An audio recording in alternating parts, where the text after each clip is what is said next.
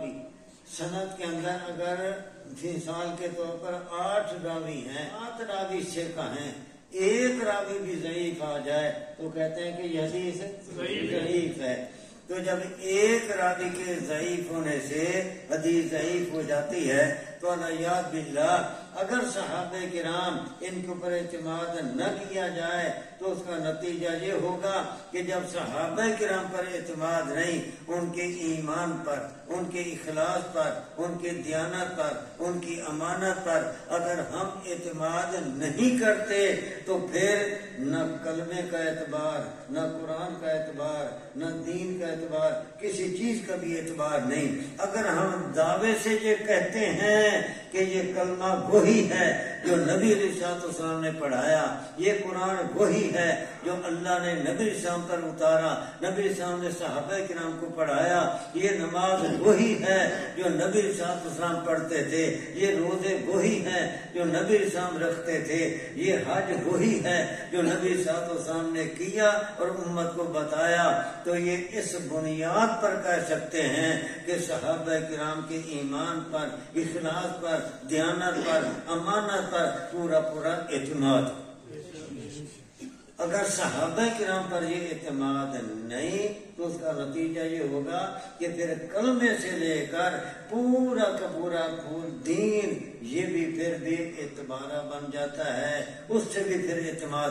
صحابہ کرام پر ایمان ختم، اعتماد ختم تو اس کا نتیجہ کہ قرآن، کلمہ، دین سب پر پھر اعتماد ختم۔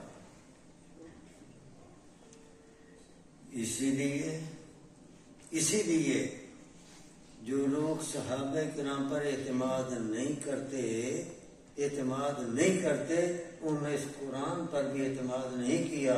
وہ کہتے ہیں کہ یہ قرآن اس وقت تک ہے جب تک امام مہدی اصل قرآن لے کر نہیں آتے، تو انہیں قرآن پر اعتماد نہیں کیا۔ تو اس لیے بھائی،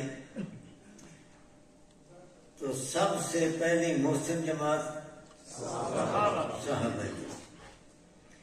اسی لیے ایک حدیث یاد رکھو، نبی صاحب نے فرمایا من سب صحابی فقولوا لعنت اللہ علی شرکم۔ کوئی عالم اس کا معنی کرے، من سب صحابی، مولانا کہہ رہے ہیں کہ جس نے میرے صحابہ کو گالی دی۔ عام طور پر معنی یہ کیا جاتا ہے، لیکن اے علماء، اے میرے مسلمان بھائیوں، بات سمجھنے کی ہے۔ ہماری بولی وہ یہ ہے کہ گالی کے مخصوص الفاظ ہوتے ہیں، گالی کے لیے مخصوص الفاظ۔ یہ فلاں نے نماز نہیں پڑھی، ہم اس کو گالی کہتے ہیں؟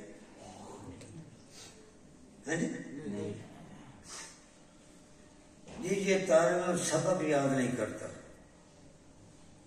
اس کو ہم گالی کہتے ہیں؟ ہم اس کو گالی کہتے ہیں؟ یہ فلاں آدمی ہے، اس نے میرے ساتھ وعدہ کیا تھا کہ میں 1000 روپے تیرا دینا ہے اور میں انشاءاللہ صبح پہنچا دوں گا۔ یہ اس نے وعدہ کیا تھا لیکن پیسے نہیں پہنچائے، یہ میں نے گالی دی ہے؟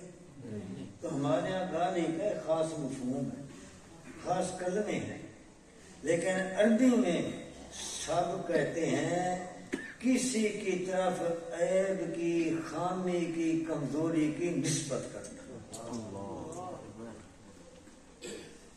اب جب میں نے کہا کہ اس نے یہ نماز نہیں پڑھی، سب ہے یا نہیں؟ یہ گالی نہیں لیکن سب ہے۔ جی اس نے وعدے کے مطابق پیسے نہیں دیے، سب ہے یا نہیں؟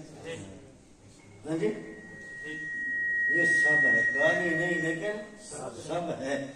تو سب کا معنی ہے کسی کی طرف کمزوری کی، خامی کی، عیب کی نسبت کرنا، تو نبی صاحب فرماتے ہیں کہ جب میرے صحابہ کرام کی طرف خامی، عیب، کمزوری اس کی کوئی نسبت کرتا ہے، اسی پر تم کہو کہ تیرے سے شر پر اللہ کی لعنت۔ تو نبی علیہ السلام کو یہ برداشت نہیں کرتے کہ میری جماعت، میرے صحابہ، ان کی طرف کمزوری، خامی اور کسی عیب کی نسبت کی جائے۔ کیوں؟ اس لیے کہ اگر صحابہ کرام کی طرف کمزوری، خامی، عیب کی نسبت کی جاتی ہے، ان کے عیب نکالے جاتے ہیں، ان کی خامیاں نکالی جاتی ہیں، ان کی کمزوریاں بیان کی جاتی ہیں، تو پھر وہ اعتماد ختم ہو جاتا ہے۔ جب ان پر اعتماد ختم ہوا تو قرآن پر اعتماد ختم، کلمے پر ختم، دین پر اعتماد ختم۔ اس لیے نبی صاحب نے فرمایا کہ صحابہ کرام کی طرف کسی کمزوری، خامی کی نسبت نہ کرو، وہ ان کمزوریوں اور خامیوں سے بالا تر۔ اللہ نے ایسا نہیں کہہ دیا فَإِنْ آمَنُوا بِمِثْلِ مَا آمَنْتُمْ بِهِ فَقَدْ اهْتَدَوْا، کہ لوگوں صحابہ کرام کی طرف ایمان لاؤ گے تو ہدایت پاؤ گے، اگر ان کی طرح ایمان نہ لائے تو ہدایت نہیں پاؤ گے۔ تو اللہ تعالیٰ نے صحابہ کرام کو دین ایمان کے لیے ایک اتھارٹی بنایا، ایک کسوٹی، ایک معیار بنا دیا کہ ان جیسا ایمان ہے تو اللہ کو قبول ہے، ان جیسا ایمان نہیں تو اللہ وہ ایمان قبول ہی نہیں کرتے۔ تو پہلی محسن جماعت صحابہ کی، دوسری محسن ایک اور احسان صحابہ کے نام کا۔ آج ہمیں جو نبی صلی اللہ علیہ وسلم کی حدیثیں ملتی ہیں کہ نبی پاک نے یوں فرمایا، نبی پاک صلی اللہ علیہ وسلم نے یوں کیا، یہ 23 سالہ دور نبوت کا ریکارڈ آج جو ہمارے پاس محفوظ ہے اور ہمارے پاس موجود ہے، حالانکہ موسیٰ علیہ السلام کے اقوال بھی، عیسیٰ علیہ السلام کے اقوال بھی، داؤد علیہ السلام کے اقوال بھی، ان کے ملفوظات کتابوں میں لکھے ہیں، لیکن یہود کو کہا جائے کہ ذرا نبی صلی اللہ علیہ وسلم تک اس کا ثبوت، موسیٰ علیہ السلام کا ایسا ثبوت پیش کرو، عیسیٰ علیہ السلام کا یہ قول ہے کوئی ثبوت پیش کرو، وہ ثبوت پیش نہیں کر سکتے۔ تو یہ جو ہمارے پاس سارا ریکارڈ 23 سالہ دور نبوت کے اقوال، افعال نبی اسلام کے یہ محفوظ ہیں، تو سب سے پہلے یہ محفوظ کرنے والے کون؟ ہاں جی، صحابہ۔ بخاری شریف کے اندر، اسی طرح باقی حدیث کی کتابوں میں اخیر میں آتا ہے، حضرت ابو ہریرہ کہتے ہیں نبی پاک نے یوں فرمایا، نبی پاک نے یوں کیا۔ تو یہ سارا ریکارڈ کس نے محفوظ کیا؟ صحابہ کرام۔ صحابہ کرام نے یہ سارا ریکارڈ محفوظ کیا۔ او بھائی، صحابہ کرام نے تو یہاں تک ریکارڈ محفوظ کیا، حضرت انس رضی اللہ تعالیٰ عنہ وہ فرماتے ہیں کہ نبی اسلام کے سر مبارک میں بال سفید کتنے تھے، داڑھی مبارک میں بال سفید کتنے تھے، تو میں گن کر بتا سکتا ہوں کہ سر میں بال اتنے سفید تھے، داڑھی میں اتنے بال سفید تھے۔ یہاں تک انہوں نے سب کچھ محفوظ کیا۔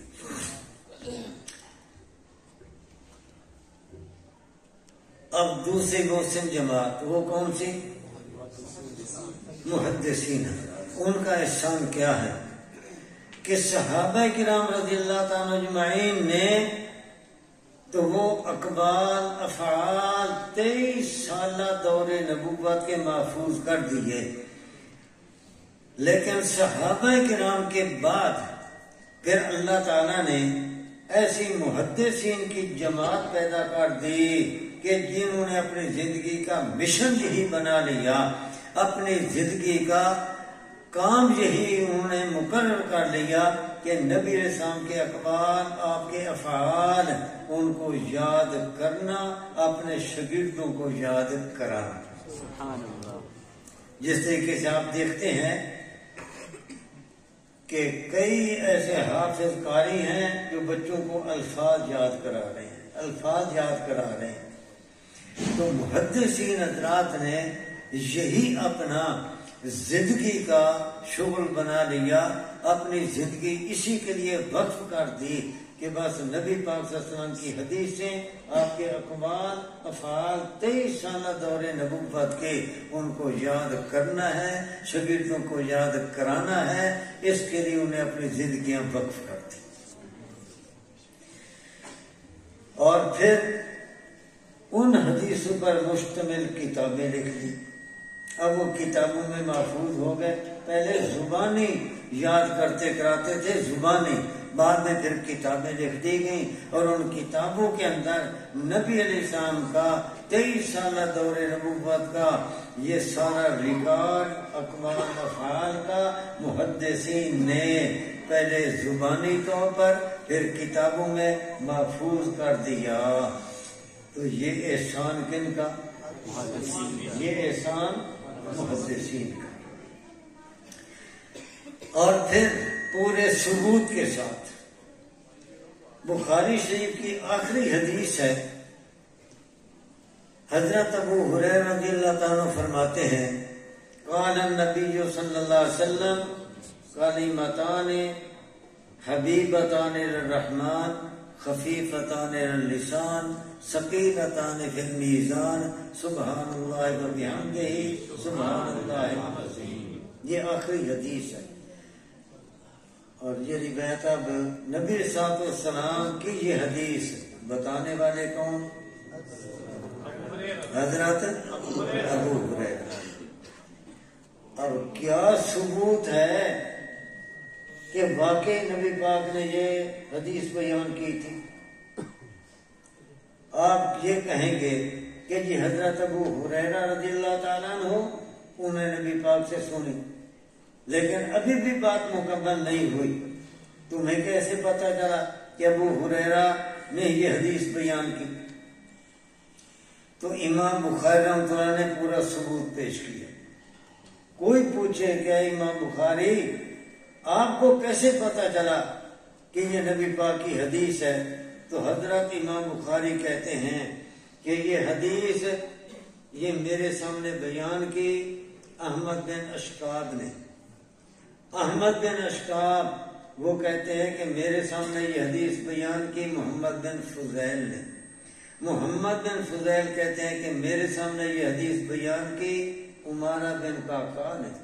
عمارہ بن قعقاع کہتے ہیں کہ میرے سامنے یہ حدیث بیان کی ابو زرع نے۔ ابو زرع کہتے ہیں کہ میرے سامنے یہ حدیث بیان کی حضرت ابو ہریرہ نے۔ حضرت ابو ہریرہ کہتے ہیں کہ نبی علیہ السلام نے یوں فرمایا۔ اب یہ ثبوت ہو گیا نا۔ اب پورے ثبوت کے ساتھ یوں لاکھوں حدیثیں جمع کر دینا، یہ کن کا احسان؟ یہ محدثین کا احسان۔ اوپر جا کر تو صحابہ کرام نے سارا ریکارڈ محفوظ کیا تھا، لیکن پوری سند کے ساتھ نیچے تک اس کو محفوظ کر کے پورے ثبوت کے ساتھ یوں بتانا، یہ احسان ہے محدثین حضرات۔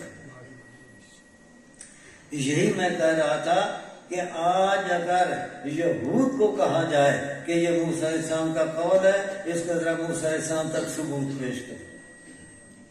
عیسائیوں کو کہا جائے کہ یہ عیسیٰ علیہ السلام کا قول ہے، اس کا ثبوت نبی عیسیٰ علیہ السلام تک پیش کرو، وہ ثبوت پیش نہیں کر سکتے۔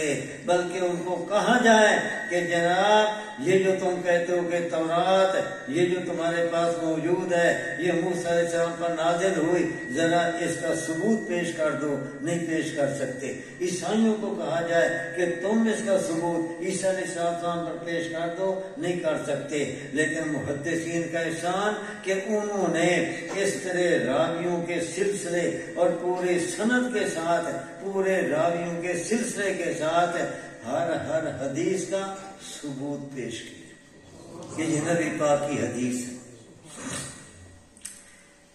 اب فقہا کا احسان کیا ہے؟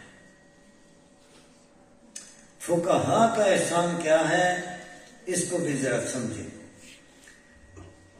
اس کے سمجھنے کے لیے ایک بات ذہن میں رکھ لیں کہ ہمارا دین اس طریقے سے نہیں کہ اللہ تعالیٰ نے اکٹھے احکامات اتار دیے ہوں کہ یہ تمہارے لیے احکامات ہیں، ان پر تم نے عمل کرنا۔ اکٹھے احکامات نہیں اتارے۔ قرآن کریم اکٹھا اترا تھا یا 23 سالوں میں اترتا رہا؟ اکٹھا تو نہیں اترا نا۔ انجیل اکٹھی اتری، تورات اکٹھی اتری، زبور اکٹھی اتری، باقی صحیفے بھی اکٹھے اترے۔ جو کچھ اللہ تعالیٰ نے حکم دینا ہوتا تھا، وہ احکام دینے ہوتے تھے، وہ سارے اکٹھے دے دیے جاتے۔ لیکن جہاں امت محمدیہ میں ایسا نہیں کہ اللہ تعالیٰ نے جو احکامات دینے تھے اور جو کتاب عطا کرنی تھی وہ اکٹھی دے دی ہو، ایسا نہیں۔ 23 سالوں میں قرآن کریم مکمل ہوا، وقفے وقفے سے نازل ہوتا رہا۔ تو وقفے وقفے سے نازل ہونے کا مطلب یہ ہے کہ اللہ تعالیٰ نے وہ دین کے احکامات اکٹھے نہیں دے دیے، بلکہ وقتاً فوقتاً احکامات اللہ تعالیٰ دیتے رہے۔ اس کا پھر نتیجہ یہ نکلا کہ احکامات میں تبدیلیاں آتی رہیں، احکامات میں تبدیلیاں آتی رہیں۔ میں چند تبدیلیاں آپ کو بتاتا ہوں تاکہ آپ کو بات سمجھ آ جائے۔ قرآن کریم میں ہے وَعَلَى الَّذِينَ يُطِيقُونَهُ فِدْيَةٌ طَعَامُ مِسْكِينٍ۔ یہ مہینہ رجب کا چل رہا ہے، اگلا مہینہ شعبان کا، اس کے بعد رمضان روزوں کا مہینہ آ جائے گا۔ اب اگر کوئی قرآن کی یہ آیت پڑھے، اس آیت کا مطلب یطیقون، یہ طاقت سے ہے، طاقت سے۔ اس کا مطلب یہ ہے کہ جو طاقت والے لوگ ہیں، صحت مند ہیں، توانا تندرست ہیں، روزہ رکھ سکتے ہیں، وہ بھی فدیہ دینا چاہیں تو دے سکتے ہیں۔ قرآن کی یہ آیت بتاتی ہے وَالَّذِينَ يُطِيقُونَهُ فِدْيَةٌ طَعَامُ مِسْكِينٍ، ایک مسکین کا 2 وقت کا کھانا یہ فدیہ ہے۔ طاقت والا بھی دینا چاہے تو دے سکتا ہے۔ اب اگر کوئی آئے اور وہ مولانا سہیل صاحب، مولانا یاسر صاحب ان حضرات سے پوچھے کہ یہ میں روزہ تو رکھ سکتا ہوں، ہمت ہے، طاقت ہے، قوت ہے، برداشت کر سکتا ہوں، لیکن میں چاہتا ہوں کہ میں فدیہ دیتا رہوں، یہ کہیں گے کہ نہیں بھائی آپ فدیہ نہیں دے سکتے۔ اب وہ قرآن کھول کر دیکھتے اور وہ کہے مولانا مفتی صاحب آپ کہتے ہیں کہ فدیہ نہیں دے سکتے، اللہ کا قرآن کہہ رہا ہے کہ طاقت والا بھی فدیہ دے سکتا ہے۔ اب ایک طرف آپ کی بات ہے کہ فدیہ نہیں دے سکتے، اللہ کی بات یہ ہے کہ فدیہ دے سکتے ہیں، تو میں آپ کی بات پر عمل کروں یا اللہ کی بات پر؟ آپ کے فتوے پر عمل کروں یا اللہ کے قرآن پر عمل کروں؟ تو میں آپ کی بات نہیں مانتا، اللہ کی بات مانوں گا۔ میں آپ کے فتوے کو نہیں مانتا، اللہ کے قرآن پر عمل کروں گا۔ قرآن کہتا ہے فدیہ دے سکتے ہیں۔ تو مولانا سمجھائیں گے کیوں پیارے، یہ پہلے حکم تھا، یہ پہلے حکم تھا۔ جب اللہ تعالیٰ نے شروع میں روزوں کا حکم دیا تو اس کے اندر گنجائش رکھی شروع میں کہ طاقت والا بھی فدیہ دینا چاہے تو دے سکتا ہے، لیکن جب بعد میں یہ آیت نازل ہوئی فَمَنْ شَهِدَ مِنْكُمُ الشَّهْرَ فَلْيَصُمْهُ، جب یہ آیت نازل ہوئی تو پہلے والا حکم منسوخ ہو گیا۔ تو جو نوٹ منسوخ ہو جائے وہ چل سکتا ہے؟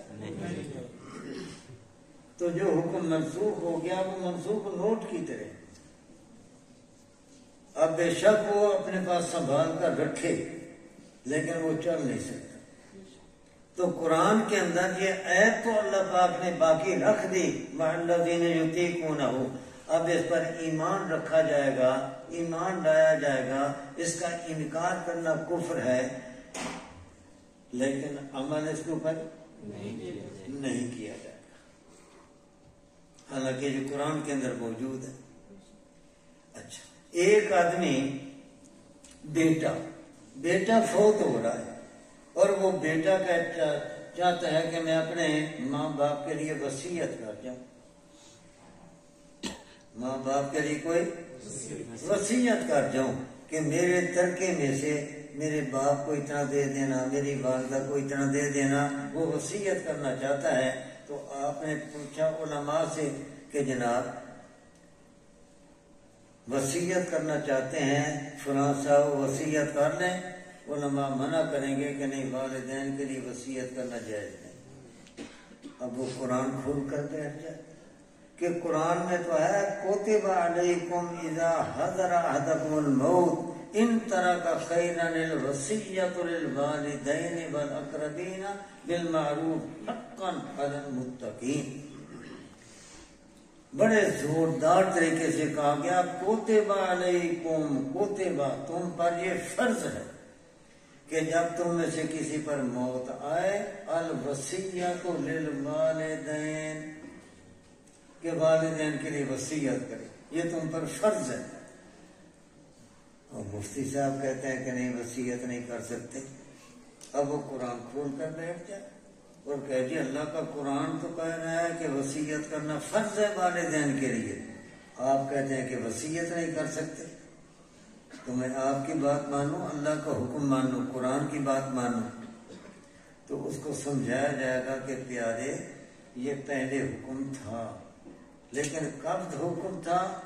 جب تک وراثت کے احکام نازل نہیں ہوئے۔ والدین کو وراثت کا حصہ نہیں ملتا تھا، وراثت کے احکام نازل نہیں ہوئے تھے، اس وقت حکم یہی تھا کہ فوت ہونے والا بیٹا بیٹی والدین کے لیے وصیت کرنا چاہیں تو کر سکتے ہیں۔ لیکن جب پھر وراثت کے احکام اترے، اب اگر بیٹا فوت ہو تو ماں باپ کو وراثت ملے گی یا نہیں؟ وراثت کا حصہ ملے گا یا نہیں؟ وراثت کا حصہ ملے گا۔ تو جب ان کے لیے وراثت کا حکم مقرر ہو گیا تو یہ وصیت والا حکم منسوخ ہو گیا، اور خود نبی علیہ السلام نے فرمایا لا وصیت لوارث، کہ وارث کے لیے وصیت نہیں ہو سکتی۔ تو ماں باپ تو وارث ہوں گے اپنے بیٹے کے، تو وارث کے لیے وصیت نہیں ہو سکتی۔ لیکن اللہ نے اپنی حکمت مسرت کے تحت اس عیب کو جوں کا توں باقی رکھا، لیکن اس کے اندر جو حکم ہے اس پر عمل کرنا جائز نہیں۔ تو میں نے یہ مثالیں دی قرآن کریم کی دو، حدیث پاک میں تو سینکڑوں اس کی مثالیں ہیں، سینکڑوں کہ حدیثیں ہیں لیکن ان کے اندر جو حکم ہے وہ منسوخ ہو گیا۔ معراج کی رات نبی اسلام کو پہلے 50 نمازیں دی گئیں، 5 معاف ہوتے ہوتے 5 رہ گئی۔ لیکن یہ تمہیں معلوم ہے کہ رکعتیں کتنی تھیں؟ کیوں جی؟ نہیں۔ مکہ مکرمہ میں ہجرت سے 1.5 سال قبل آپ نے معراج کیا،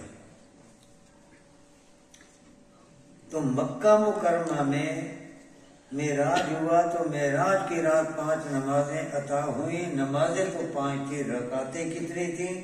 تو یاد رکھنا حضرت عائشہ رضی اللہ تعالیٰ عنہا سے روایت آتی ہے کہ مغرب کی 3 رکعتیں تھیں، ظہر کی بھی 2، عصر کی بھی 2، عشاء کی بھی 2، فجر کی بھی 2، مغرب کی 3۔ اور جب تک نبی صاحب مکہ میں رہے تو اسی طریقے سے آپ نمازیں پڑھتے رہے۔ ہجرت کر کے مدینہ منورہ آئے تو وہاں آ کر بھی کچھ عرصہ اسی طریقے سے نمازیں پڑھتے رہے، لیکن بعد میں اب اس کے اندر یہ تبدیلی آ رہی ہے۔ تبدیلی یہ آئی کہ مغرب کی تو اسی طریقے سے 3 رکھی گئی رکعتیں، حضر میں بھی سفر میں بھی 3 رکعتیں رکھی گئی مغرب کی، لیکن ہاں اور فجر کی 2 رکعتیں رکھی گئیں، سفر میں بھی حضر میں بھی، مغرب کی 3، فجر کی 2، سفر میں بھی اور حضر میں بھی۔ لیکن ظہر، عصر، عشاء اس کے اندر تبدیلی آئی۔ تبدیلی کیا آئی کہ حالت حضر میں اقامت میں ظہر کی 4، عصر کی 4، عشاء کی 4، البتہ سفر میں جیسے 2 تھی ویسے 2 پڑھنی ہے، ظہر عصر عشاء، لیکن حضر کی حالت میں کتنی ہو گئی؟ 4۔ یہ تبدیلی آئی رکعتوں میں، لیکن حدیث کی کتابوں میں یہ حدیث بھی آتی ہے کہ نبی صلی اللہ علیہ وسلم نے 2 رکعتیں پڑھے، لیکن وہ 2 رکعتوں والا حکم تبدیل ہو گیا۔ مکہ مکرمہ میں تھے تو وہاں پر نماز کے اندر علیک سلیک جائز تھی، نمازی نماز پڑھ رہا ہے، آنے والے نے کہا السلام علیکم، وہ نماز بھی پڑھ رہا ہے اور جواب دیتا ہے وعلیکم السلام۔ اب یہ حدیث پاک موجود ہے اور بخاری شریف کے اندر حدیث ہے۔ اب کوئی آئے ہیں اور آ کر آپ کے کسی مفتی سے پوچھے کہ جناب نماز کے اندر علیک سلیک جائز ہے، کہ اگر جائز نہیں ہے نماز ٹوٹ جائے گی؟ ہاں جی نماز ٹوٹ جائے گی اگر علیک سلیک کی تو۔ اب وہ بخاری شریف کھول کر بیٹھ جائے، یہ آپ کہتے ہیں نماز ٹوٹ جائے گی، آپ کہتے ہیں کہ جائز نہیں ہے، لیکن یہ حدیث ہے۔ صحابہ کرام سلام کرتے، نبی اسلام نماز کی حالت میں ہی جواب دیتے۔ بعض اوقات نماز پڑھنے والا سلام کرتا، کسی گزرنے والے کو وہ جواب دیتا، علیک سلیک ہوتی تھی۔ آپ کس طریقے کہتے ہیں کہ ناجائز ہے؟ آپ کیسے کہتے ہیں کہ نماز ٹوٹ جائے گی؟ نبی پاک کی نماز نہیں ٹوٹتی، ہماری ٹوٹ جائے گی؟ تو اس بھائی کو بھی سمجھایا جائے گا کہ بھائی یہ پہلے ایسا ہوتا تھا کہ علیک سلیک جائز تھی، لیکن بعد میں نیا حکم آ گیا، اس کے آنے سے یہ حکم منسوخ ہو گیا۔ چنانچہ حدیث کی کتابوں میں موجود ہے کہ مکہ مکرمہ سے صحابہ کرام ہجرت کر کے پہلے گئے تھے حبشہ میں، معلوم ہے نا، حبشہ کی طرف ہجرت کر کے گئے۔ حضرت عبداللہ بن مسعود رضی اللہ تعالیٰ عنہ یہ بھی ان صحابہ کرام میں سے ہیں کہ جو مکہ مکرمہ سے ہجرت کر کے حبشہ گئے تھے۔ اب ان کے ذہن میں وہی مسئلہ ہے مکہ والا کہ نماز کے اندر علیک سلیک جائز۔ وہ ابھی حبشہ میں تھے کہ نبی علیہ السلام مکہ مکرمہ سے ہجرت کر کے مدینہ منورہ آ گئے، اور وہاں کچھ عرصہ کے بعد علیک سلیک پر پابندی لگ گئی، علیک سلیک ختم کر دی گئی۔ عبداللہ بن مسعود کہاں ہے؟ حبشہ میں۔ ان کو پتہ نہیں ہے کہ مسئلہ بدل گیا ہے۔ جب ان کو پتہ چلا کہ نبی علیہ السلام مکہ مکرمہ سے ہجرت کر کے مدینہ منورہ آ گئے ہیں تو وہ حبشہ سے سیدھے مدینہ منورہ آئے، اور مسجد میں نبی صلی اللہ علیہ وسلم نماز پڑھ رہے تھے تو حضرت عبداللہ بن مسعود رضی اللہ تعالیٰ عنہ نے اسی پہلے مسئلے کے مطابق کہا السلام علیکم، آپ نے جواب نہیں دیا، دوبارہ کہا السلام علیکم، آپ نے جواب نہیں دیا، پھر کہا السلام علیکم، آپ نے جواب نہیں دیا۔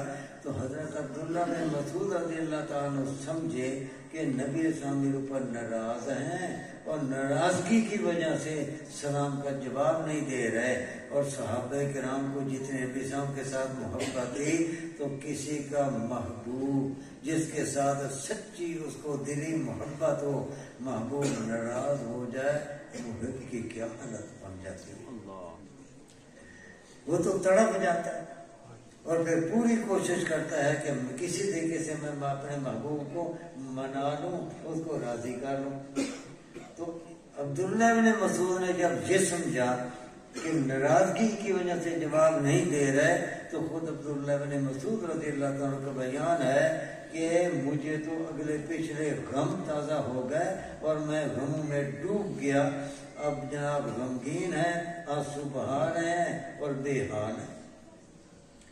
نبی صاحب تو سامنے نماز مکمل کر لی، آپ نے ابن مسعود کو دیکھا آنسو بہ رہے ہیں اور بے حال ہیں، غمگین پریشان، تو نبی صاحب نے تسلی دی کہ اے ابن مسعود ناراضگی والی کوئی بات نہیں، ناراضگی والی کوئی بات نہیں، اللہ جب چاہتے ہیں نیا حکم دے دیتے ہیں۔